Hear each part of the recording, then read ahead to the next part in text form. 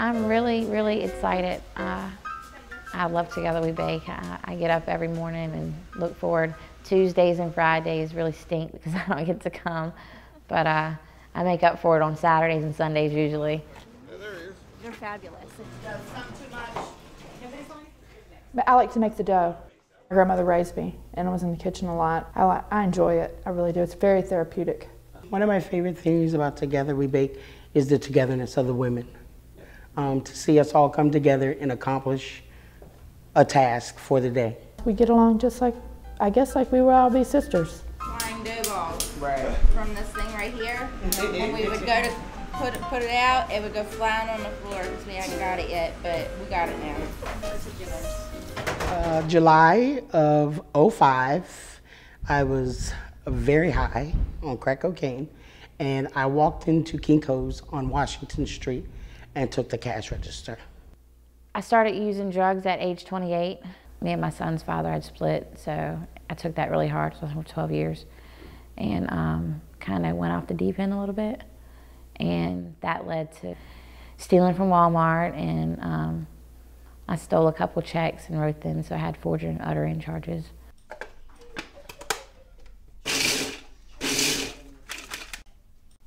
I wrote $10,000 worth of checks on a closed account, and I was writing the checks for opiates. Prison really doesn't teach you anything.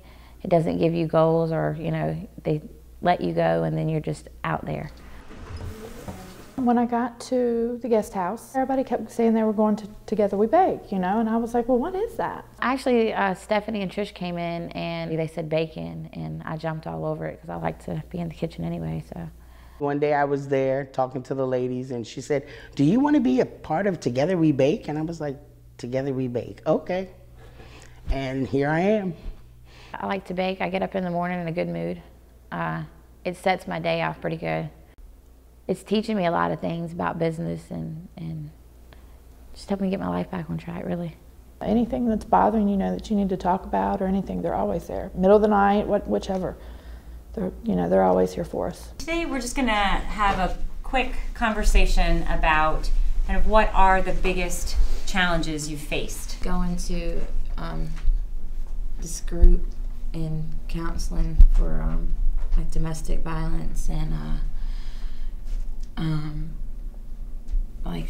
things that's happened in my childhood and stuff. I'm having to go back and reopen those doors that I closed so many years ago. There's nothing back home for me but doom and gloom.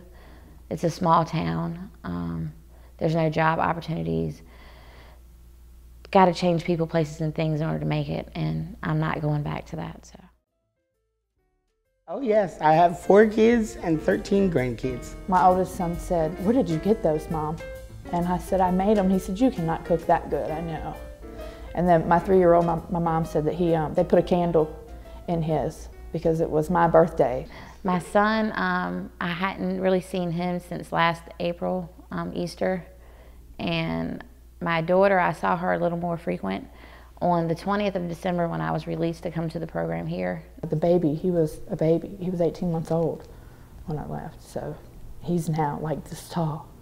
I was like, oh my God, is that my kid? I think that one's mine. Staying sober is a must. I'm claiming my GED in a year. I am becoming a recovery coach, so employment is there, and I do what I have to do. This has made me want to start my own business, my own bakery. Shortcakes Bakery, by the way. I don't know, for us to have a decent house and him to be with me right now and me a good paying job, that would be my only wish, I guess. I'm in the process of getting my voter rights back. I've been sober for 7 years, and I work. You know, I do everything you're supposed to do to have this right restored. I am no longer on probation. I have paid my fines and restitution. I am a citizen of the United States, and I'd like to vote. Yes. Voila. That I'm gonna be something besides just that drug addict that you thought that I was never gonna amount to much. Yeah, so I want them to be proud to call me mom and daughter and sister again. You know, me and my sister was best friends, and my past kind of separated us. And for the first time in about 2 years, she's actually talking to me. We have good conversations now, and I'm going home to visit this weekend. Not this weekend, next weekend, to visit, and they're all excited. So for the first time, it feels great. Yeah. I have to. I have 3 kids that are dependent on me to come and get them sometime. So I got to get everything right and adjusted, you know. And there's going to be bumps, but work them out as I go. There's light at the end of the tunnel, so it looks hopeful for me. I'm very excited. For the first time in my life, I feel like I'm going somewhere positive. So I feel good. My family's finally proud of me again, and they see that I'm really trying hard.